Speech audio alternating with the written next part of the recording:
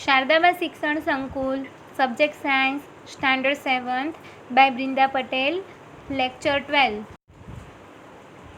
Last લેક્ચરમાં આપણે પ્રકરણ 4 ચાલુ કર્યું, જેનું નામ છે ઉષ્મા. તેમાં આપણે જોયું કે શિયાળામાં આપણે ઠંડીથી બચવા ગરમ કપડાં પહેરીએ છીએ, ઉનાળામાં આપણે સુતરાઉ કપડાં પહેરીએ છીએ, બરાબર છે? ઓકે. અને ત્યારબાદ આપણે જોયું કે ઠંડુ અને ગરમ. તો આપણે જ્યારે ઠંડા પાણીમાં હાથ નાખીએ તો આપણે વસ્તુ ઠંડી લાગે છે, અથવા તો આઈસ્ક્રીમને અડીએ છીએ, અથવા તો ફ્રીઝમાં મૂકેલી કોઈ પણ વસ્તુને આપણે અડીએ તો તે આપણને ઠંડી લાગે. જ્યારે ગેસ પર મૂકેલી વસ્તુ છે, બરાબર, તેને આપણે ટચ કરીએ તો તે આપણને ગરમ લાગે છે. ઓકે. તેના પછી આપણે એક પ્રવૃત્તિ જોઈ હતી. ત્યારબાદ આપણે જોયું થર્મોમીટર વિશે.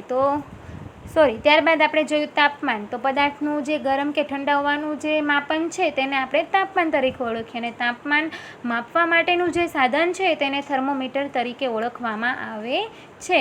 હવે તાપમાનનું માપન કેવી રીતે કરીએ તે પણ આપણે જોયું, અને આપણા શરીરનું તાપમાન માપવા માટે આપણે ક્લિનિકલ થર્મોમીટરનો ઉપયોગ કરીએ છીએ, અથવા તો તેને તબીબી થર્મોમીટર તરીકે પણ ઓળખવામાં આવે છે. ઓકે. ત્યારબાદ જોયું કે તાપમાન છે તેનો માપક્રમ છે સેલ્સિયસ, બરાબર. તાપમાનને હંમેશા સેલ્સિયસમાં મેઝર કરવામાં આવે છે, અને ક્લિનિકલ થર્મોમીટરનું તાપમાન ક્યાં સુધી માપી શકે? તે ક્લિનિકલ થર્મોમીટર 35°C થી 42°C સુધીનું તાપમાન માપી શકે છે. હવે થર્મોમીટરનું એના પછી વાંચન કેવી રીતે કરવું તે પણ આપણે જોયું, અને એમાં એ જોયું કે માનવ શરીરનું સામાન્ય તાપમાન 37°C હોય છે, અને ફરજિયાત તાપમાનને હંમેશા એકમ સાથે મેઝર કરવું જોઈએ. હવે શું કીધું છે અહીંયા કે શું દરેક વ્યક્તિના શરીરનું તાપમાન બરાબર 37°C જેટલું છે ખરું? તો દરેક વ્યક્તિના શરીરનું તાપમાન બરાબર 37°C ના પણ હોઈ શકે. ઘણી વખત આપણે જોઈએ તો આપણે કોઈ પણ કામ કરતા હોય, ઠંડા હાથે આપણે શરીરને અડીએ તો આપણને થોડુંક શરીર કેવું લાગે છે? ગરમ લાગે છે, બરાબર છે? તો એવી જ રીતે દર વખતે એવું જરૂરી નથી કે આપણા શરીરનું તાપમાન 37°C હોય, બરાબર. ત્યારબાદ શરીરનું તાપમાન 37°C કરતાં સહેજ વધુ કે ઓછું પણ હોઈ શકે છે. વાસ્તવમાં જેને આપણે શરીરનું સામાન્ય તાપમાન કહીએ છીએ તે ઘણી મોટી સંખ્યાના તંદુરસ્ત વ્યક્તિઓના શરીરના તાપમાનોનું સરેરાશ મૂલ્ય છે. મતલબ કે જે કોઈ બી તંદુરસ્ત વ્યક્તિ છે તે બધાનું તાપમાન મેઝરમેન્ટ કર્યું અને ત્યારબાદ તેનું સરેરાશ મૂલ્ય કાઢ્યું, એટલે એવું કહેવાય કે માનવ શરીરનું સામાન્ય તાપમાન 37°C જેટલું હોય છે. ક્લિનિકલ થર્મોમીટરની રચના માત્ર માનવ શરીરના તાપમાનના માપન માટે જ કરેલી છે, એટલે કે ક્લિનિકલ થર્મોમીટર માનવ શરીરનું તાપમાન માપવા માટે જ બનાવેલું છે. તો સામાન્ય રીતે માનવ શરીરનું તાપમાન 35°C થી નીચે કે 42°C થી ઉપર જતું નથી. એટલા માટે એવું કહેવામાં આવ્યું છે કે ક્લિનિકલ થર્મોમીટરનો માપક્રમ 35°C થી 42°C સુધીનો હોય છે. અહીંયા તમને આકૃતિમાં ક્લિનિકલ થર્મોમીટર દેખાડેલું છે. હવે તેના માટે આપણે સાવચેતી કેવી રીતે રાખવાની છે? એ પહેલાં બુઝોને એવો તોફાની વિચાર આવ્યો કે લાવ તો ક્લિનિકલ થર્મોમીટર વડે ગરમ દૂધનું તાપમાન માપવું, પરંતુ પહેલીએ તેને તેમ કરતાં અટકાવ્યું. કેમ? કારણ કે ક્લિનિકલ થર્મોમીટર છે તે ફક્ત ને ફક્ત માનવ શરીરનું તાપમાન મેઝર કરી શકે છે. હવે તેના માટે સાવચેતી શું રાખવાની છે? તો માનવ શરીર સિવાયના કોઈ પણ પદાર્થોના તાપમાન માપવા માટે ક્લિનિકલ થર્મોમીટરનો ઉપયોગ કરવાનો નથી. ક્લિનિકલ થર્મોમીટરને તડકામાં કે અગ્નિની નજીક પણ રાખવાનો નથી. તેમ કરીશું તો તે તૂટી જવાની સંભાવના છે. એટલા માટે હંમેશા ક્લિનિકલ થર્મોમીટરનો ઉપયોગ માનવ શરીરના તાપમાનનું માપન કરવા માટે કરવો જરૂરી છે. હવે પ્રયોગશાળામાં કયું થર્મોમીટર વપરાય છે, બરાબર? એ તમે આગળ પ્રયોગશાળામાં જ્યારે તમને લઈ જવામાં આવશે ત્યારે તમને બતાવશે. કારણ કે આપણે જે માનવ શરીરના તાપમાન માટે જે થર્મોમીટરનો ઉપયોગ કરીએ છીએ એ પણ અલગ હોય છે, અને પ્રયોગશાળામાં જે થર્મોમીટરનો ઉપયોગ કરીએ છીએ તે પણ અલગ હોય છે. હવે માનવ શરીર સિવાયના પદાર્થોના તાપમાન આપણે કેવી રીતે માપી શકીએ? તો આ હેતુ માટે બીજા થર્મોમીટરો બનાવવામાં આવેલા છે. એના પહેલાં આપણે જોઈએ તો વિવિધ હેતુઓ માટે જુદા જુદા થર્મોમીટર વપરાય છે, એટલે કે બધી વસ્તુઓના તાપમાન માપવા માટે અલગ અલગ થર્મોમીટરનો ઉપયોગ થાય છે. તો મહત્તમ લઘુત્તમ થર્મોમીટર વડે આગળના દિવસનું મહત્તમ અને લઘુત્તમ તાપમાન હવામાન ખાતા દ્વારા માપીને જણાવાય છે. ઘણી વખત તમે ટીવીમાં સમાચારમાં જુઓ છો કે તમને કહે છે કે આજે અમદાવાદ શહેરનું તાપમાન 45 ડિગ્રી હતું, સુરત શહેરનું તાપમાન 35 ડિગ્રી હતું, બરાબર. તો તમને એવું થતું હશે કે એ બધું તાપમાન એ લોકો કેવી રીતે મેઝર કરે છે, એ લોકોને કઈ રીતે ખબર પડે છે કે આજે આટલા અંશ સેલ્સિયસ તાપમાન હતું, આજે આટલા ડિગ્રી તાપમાન હતું. તો તેના માટે તે મહત્તમ અને લઘુત્તમ થર્મોમીટરનો ઉપયોગ કરે છે. તે માપવા માટે વપરાતા થર્મોમીટરને મહત્તમ લઘુત્તમ થર્મોમીટર તરીકે ઓળખવામાં આવે છે. હવે એક થર્મોમીટર લેબોરેટરી થર્મોમીટર તરીકે ઓળખાય છે. પ્રયોગશાળાને ઇંગ્લિશમાં કહેવાય લેબોરેટરી. તો પ્રયોગશાળામાં જે થર્મોમીટરનો ઉપયોગ થાય છે તેને લેબોરેટરી થર્મોમીટર તરીકે ઓળખવામાં આવે છે. હવે શું કીધું છે કે તેમાં અંકન કરેલા મહત્તમ તથા લઘુત્તમ તાપમાનની નોંધ કરવાની છે. મહત્તમ એટલે કે સૌથી ઊંચું તાપમાન અને લઘુત્તમ એટલે કે સૌથી ઓછું તાપમાન, બરાબર. તો અહીંયા સૌથી મહત્તમ તાપમાન તમને આકૃતિમાં જે થર્મોમીટર દેખાય છે તેમાં છે 110 અંશ સેલ્સિયસ, જ્યારે લઘુત્તમ તાપમાન તમને દેખાય છે તો 0 અંશ સેલ્સિયસ છે, બરાબર. તો -10 છે, 0 પછી અહીંયા તમને આગળ એક કાપ આપેલો છે એટલે કે -10.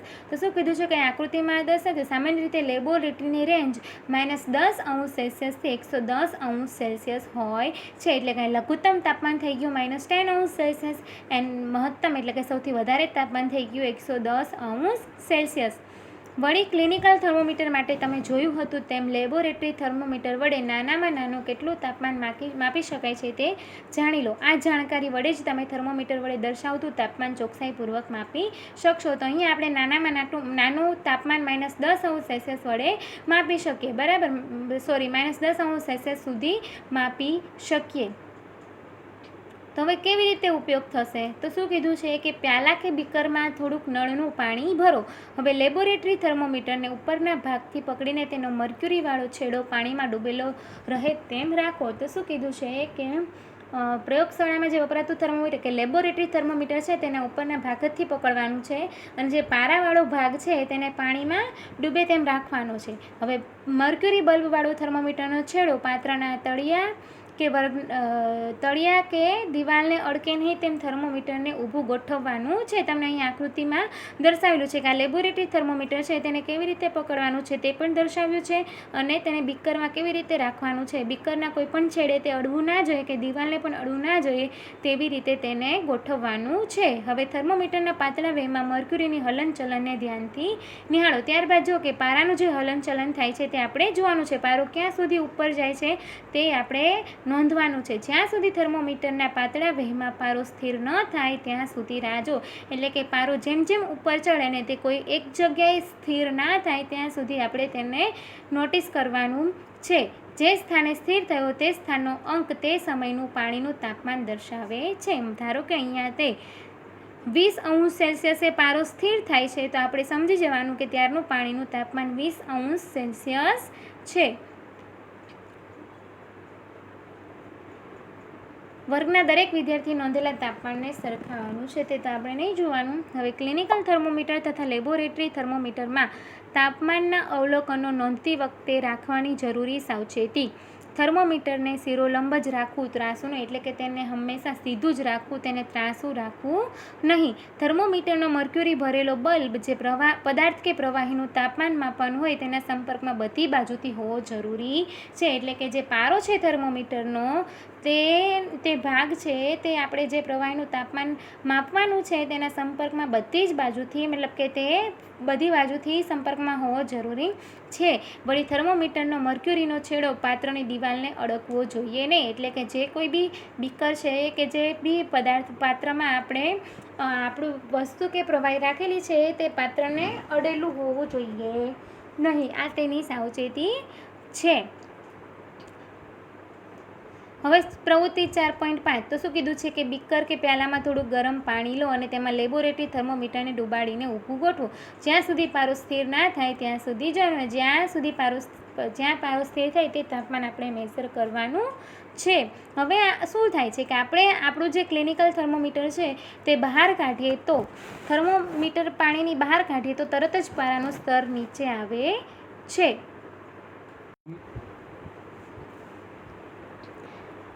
હવે જ્યારે થર્મોમીટર પાણીમાં ડૂબાયેલું હોય ત્યારે જ તાપમાનનું અવલોકન આપણે લઈ લેવું જોઈએ, કારણ કે જો આપણે થર્મોમીટરને બહાર કાઢીને આપણે મેઝર કરીશું તો આપણું જે તાપમાનનું માપન છે તે રોંગ આવશે, કારણ કે જ્યારે આપણે થર્મોમીટરને પાણીની બહાર કાઢીશું ત્યારે તે પારાનું તાપમાન ધીરે ધીરે નીચે આવશે, એટલે પારો પોતાની મૂળ જગ્યાએ સ્થાયી થશે, એટલે આપણે સરખું મેઝરમેન્ટ કરી શકશું નહીં. હવે શરીરનું તાપમાન માપવા માટે આપણે જે ક્લિનિકલ થર્મોમીટરને મોઢામાં મૂક્યું હતું પરંતુ તેને મોઢાની બહાર કાઢીને તાપમાન માપ્યું હતું, તો શરીરનું તાપમાન માપવા માટે લેબોરેટરી થર્મોમીટર વાપરી શકીએ ખરા? તો ના, આપણે તેને વાપરી શકતા નથી, કારણ કે શરીરનું તાપમાન માપવા માટે લેબોરેટરી થર્મોમીટર વાપરવું હિતાવહ નથી, કારણ કે તે આપણા શરીર માટે નુકસાનકારક છે.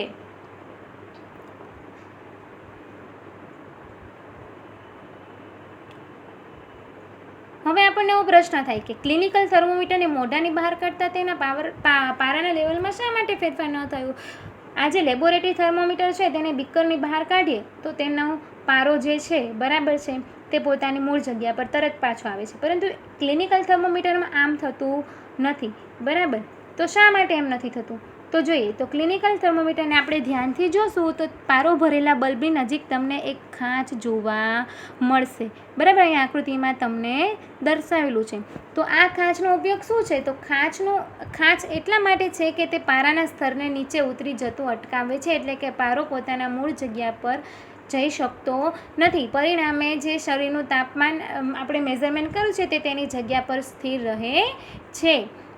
હવે થર્મોમીટરના પારાના વપરાશ અંગે ઘણી બધી અંગત બાબતો રહેલી છે. પારો ઝેરી પદાર્થ છે, જ્યારે થર્મોમીટર તૂટી જાય ત્યારે પારાનો નિકાલ કરવો મુશ્કેલ છે. આ કારણે આપણે અત્યારે ડિજિટલ થર્મોમીટરનો વપરાશ વધ્યો છે, કારણ કે તેમાં પારો વપરાતો નથી, બરાબર? તમને ખબર જ છે કે અત્યારે ડિજિટલ થર્મોમીટરનો વપરાશ વધ્યો છે. અત્યારે જમાનો પણ ડિજિટલ આવી ગયો છે. ટેકનોલોજી જેમ જેમ વિકસતી જશે તેમ તેમ નવા સાધનો બહાર આવતા જશે.